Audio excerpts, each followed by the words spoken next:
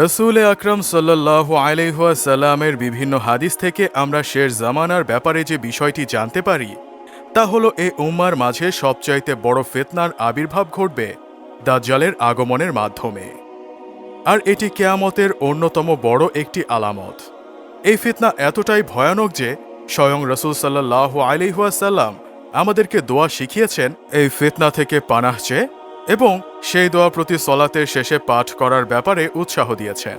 দোয়াটি হল আল্লাহুম্মা ইন্নী আউযু বিকা মিনাল আযাবিল কবর ওয়া আযাবিজ জাহান্নাম ওয়া আউযু বিকা মিনাল ফিতনাতিল মাহইয়া ওয়াল মামাত ওয়া আউযু বিকা মিন ফিতনাতিল মাসিহিদ দাজ্জাল।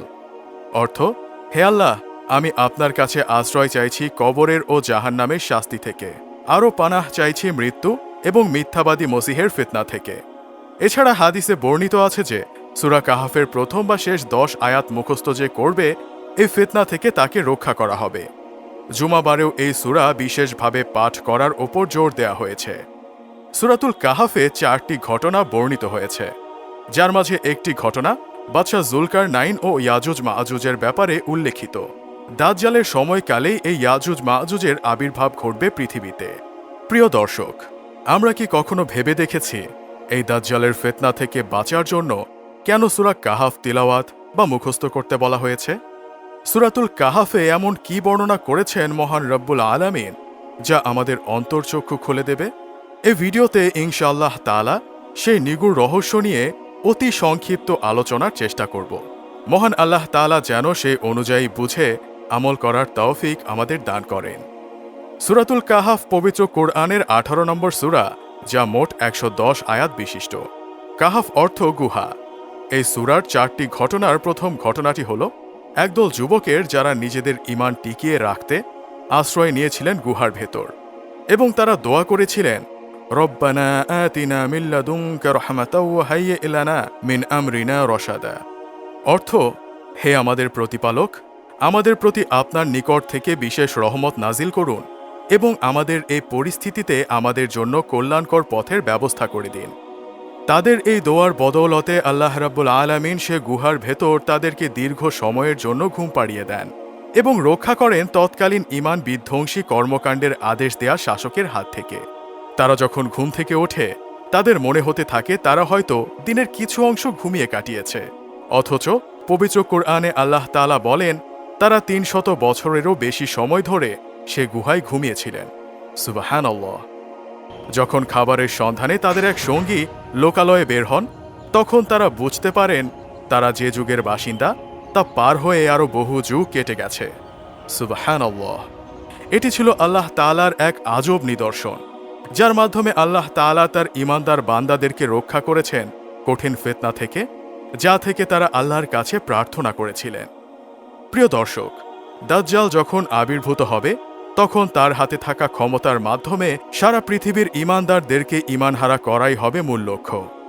ঠিক এই অবস্থায় কাহাফবাসীর মতো দৃঢ় ঈমানের অধিকারী যারা আল্লাহ তাআলার কাছে পানাহ চাইবে সেও ঈমান রক্ষা করার জন্য, ইনশাআল্লাহ তারাও ঠিক কাহাফবাসীর মতোই সাহায্যপ্রাপ্ত হবে আল্লাহ তাআলার অসীম কুদরতের মাধ্যমে। এ থেকে আমরা শিক্ষা পাই, যখন অনেক ক্ষমতা অলৌকিকত্ব নিয়ে দাজ্জাল আসবে, তখনও অটুট ঈমান ধরে রেখে আল্লাহর কাছে সাহায্য চাইতে হবে গুহাবাসীর মতো। প্রয়োজনে স্বীয় বাসস্থান সমাজ ত্যাগ করে হলেও আল্লাহর কাছে পানাহ ও আশ্রয় চাইতে হবে। ইনশাআল্লাহ তাআলা রব্বুল আলামিনের অসীম দয়া ও কুদরত ঈমানদারদের সাথে থাকবে। সূরাতুল কাহাফে দ্বিতীয় যে ঘটনাটি আল্লাহ তাআলা বর্ণনা করেছেন তা হল দুজন বাগান মালিকের ব্যাপারে। একজন ছিলেন অতি সাধারণ এবং তার যে পরিমাণ সম্পদ তা নিয়ে সন্তুষ্ট এবং শুকরগুজার। অপরজনের বাগান এত পরিমাণ বড় যে সেই বাগানের মধ্য দিয়ে 2টি নদী প্রবাহিত ছিল এবং সেখানে অনেক পরিমাণে ফল ও ফসল উৎপাদিত হতো। একদিন সে বলতে লাগলো, আমি মনে করি না আমার এই সম্পদ কখনো ধ্বংস হতে পারে। সাথে সাথে অপরজন বললেন, আপনার উচিত ছিল শুকরগুজার হয়ে মাশাআল্লাহু লা কুওয়াতা ইল্লা বিল্লাহ, অর্থাৎ আল্লাহ তাআলা যেমন চেয়েছেন আল্লাহ ছাড়া কোনো শক্তি নেই, এটি বলা। তারপর এক রাতে সে বিশাল বাগানটি ধ্বংস হয়ে খড়কুটোর মতো হয়ে পড়ল। তখন সে আফসোস করে বলতে লাগলো, হায়, যদি আমি আমার রবের সাথে শিরক না করতাম। অর্থাৎ কোনো সম্পদ চিরস্থায়ী নয় এবং আল্লাহ চাইলে মুহূর্তের মাঝে ধ্বংস করে দিতে পারেন। তাই সম্পদের অহংকার না করে বেশি বেশি শুকরিয়া আদায় করা এবং সম্পদের প্রতি নির্ভরশীল না হয়ে আল্লাহ তাআলার প্রতি তাওয়াক্কুল করা। দাজ্জালের থাকবে বিপুল পরিমাণ সম্পদ এবং যারা তার অনুসারী হবে তারা তা ভোগ করবে। সে সময়ে মানুষ যেন সম্পদের কাছে ঈমান না হারিয়ে ফেলে, সে শিক্ষা আছে দ্বিতীয় এই ঘটনাটিতে। তৃতীয় যে ঘটনাটি তা সৈয়দুনা মুসা আলাইহিস সালামের সময়কার ঘটনা, যখন তিনি ছিলেন যুগের রাসূল, অর্থাৎ সে যুগের পথ প্রদর্শক। হাদিস হতে জানা যায় কেউ একজন তাকে প্রশ্ন করলেন, যুগের সবচাইতে জ্ঞানীকে? তিনি জবাব দিলেন, আমি। তারপর আল্লাহ তাআলা ওয়াহী নাজিল করে বললেন, সমুদ্রের পাড়ে আমার এক বিশেষ জ্ঞানী বান্দা আছেন। তখন মুসা আলাইহিস সালাম তার নিকট যাবার জন্য সফর শুরু করলেন এবং তার নিকট পৌঁছে জানালেন তিনি জ্ঞান আহরণে তার সাথে সফর করতে ইচ্ছুক।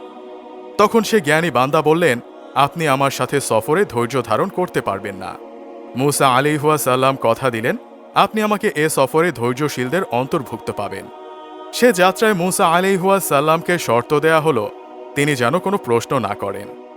ঘটনাক্রমে 3টি প্রশ্ন তিনি করে বসেন, 3টি ঘটনার পরিপ্রেক্ষিতে। অতঃপর তাদের সফর সেখানেই সমাপ্ত হয় এবং জ্ঞানী ব্যক্তি খিদির আলাইহিস সালাম তার ব্যাখ্যা করেন, যে জ্ঞান মুসা আলাইহিস সালামের কাছে ছিল না।